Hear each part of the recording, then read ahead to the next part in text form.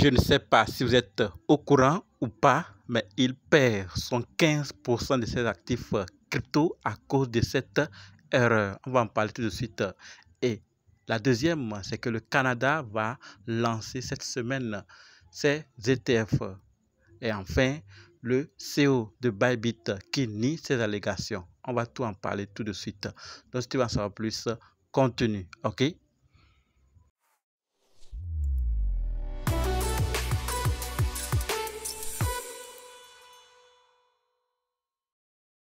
Comme dit, je ne sais pas si vous êtes déjà au courant ou pas, mais la première nouvelle que nous devons savoir concerne le CEO d'Emblem Volt.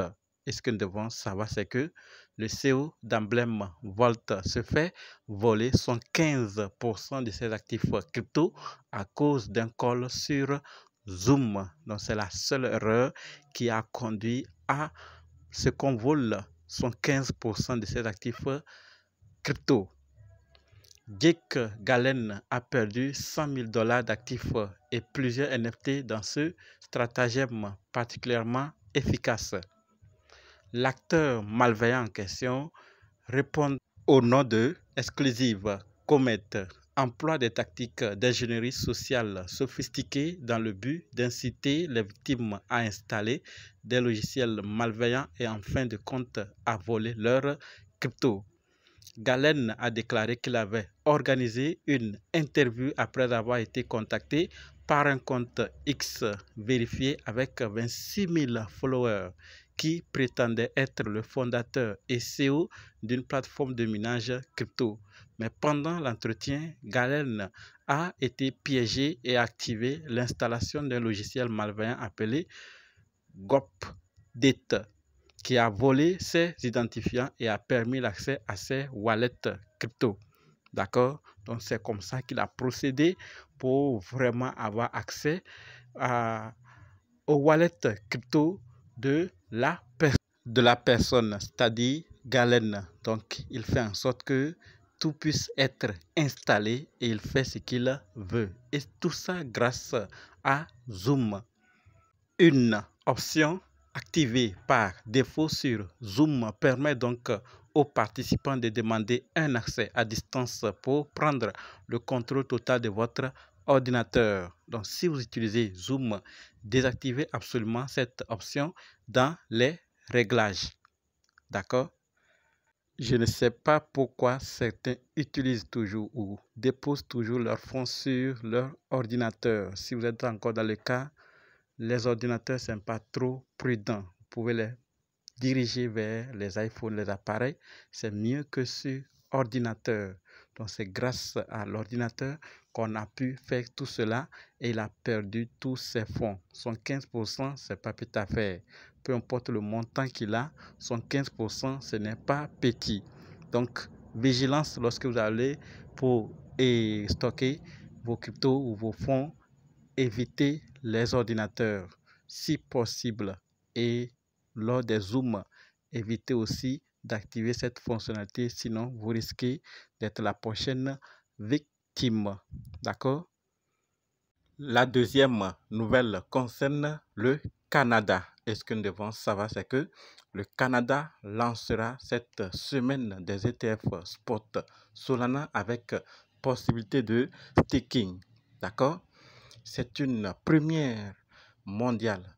Le Canada devance les États-Unis avec le lancement des ETF spot Solana avec possibilité de staking. Donc, il devance les États-Unis. Ce n'est pas chose à négliger. Donc, s'ils arrivent à le lancer, d'autres pays vont lancer et ainsi de suite. Plusieurs cryptos, plusieurs blockchains au domaine de la crypto seront développés et au fur et à mesure qu'on évolue, on va voir d'autres erreurs, on va voir aussi d'autres avantages. Une circulaire de la banque Toronto Dominion indique que la Commission des valeurs mobilières de l'Ontario, CVMO, a approuvé 4 gestionnaires d'actifs pour inscrire les nouveaux produits. D'accord?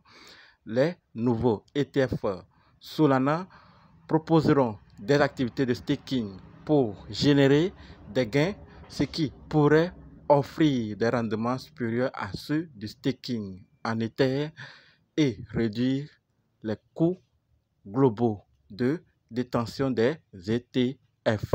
Donc avec celui de Solana, il y aura encore plus d'avantages par rapport aux autres. Mais il ne faut pas aussi négliger les anciens. De toutes les façons, chacun aura à choisir.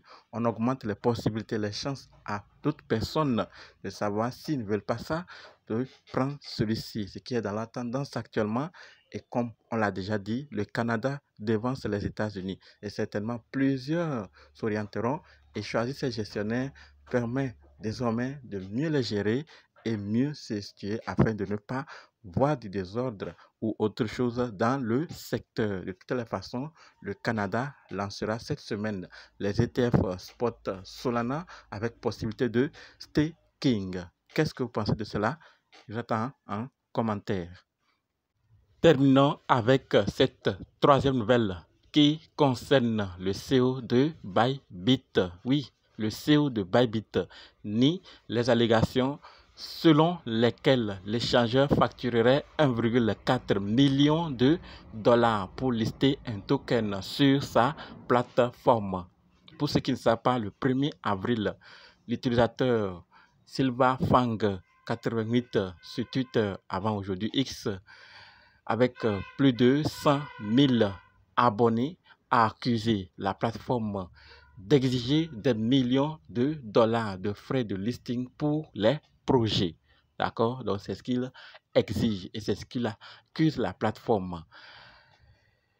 Ben Zhu, CEO de Bybit, a nié ces allégations et demande à l'utilisateur de fournir des preuves de ce qu'il avance. Donc, on lui demande des preuves. Il faut dire des choses avec des preuves. Si après, ça se révélait qu'il n'y a pas de preuves, je ne sais pas ce qui va se passer, mais c'est l'avenir qui nous dira. De toutes les façons, et l'équipe ou le CEO exige des preuves de ce qu'il avance. Ça serait une affaire longue si ça ne se raccourcit pas si tôt pour dire on laisse tomber. Mais si ça se poursuit, en tout cas, ça va aller loin. Bybit exigerait 3 conditions aux projets qui souhaiteraient être listés. La première, c'est un budget de marketing. D'accord? La deuxième, un dépôt de garantie de 200 000 à 300 000 dollars en stablecoin. Et la troisième, la validation du processus d'évaluation. Voilà donc les 3 conditions que Bybit exige à ces projets.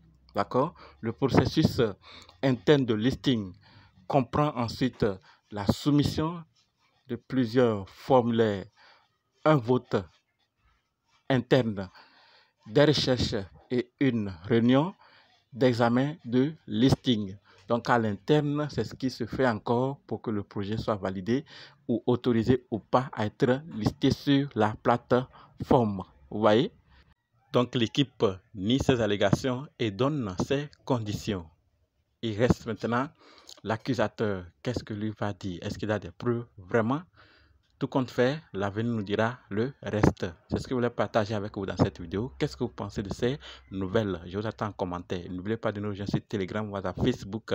Les liens sont dans la description. Si vous êtes prêt à suivre ma formation, dites simplement je suis prêt, je veux votre formation. OK? Merci.